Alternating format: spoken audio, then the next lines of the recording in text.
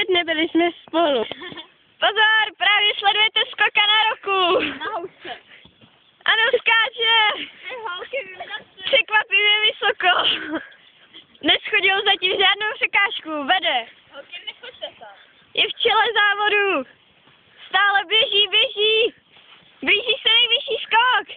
Ano, skočil, i když s mírnými potížemi, ale skočil. Běží stále dál. Nevzdává to. Běží jiná. Ano, už to vidím, běží na kmen, ale schodil, teda neschodil, odmítnou skočit. Je na konci svých sil. Dáme mu ještě jeden pokus. Pokračuje dál.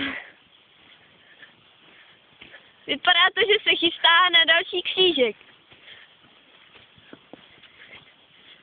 A skočil, ano!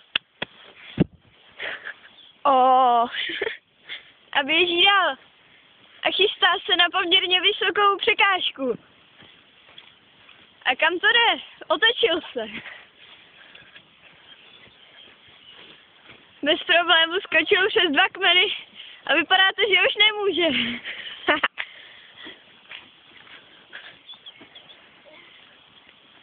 Zase být úplně vyčerpaný. A takhle skončil náš skokan roku.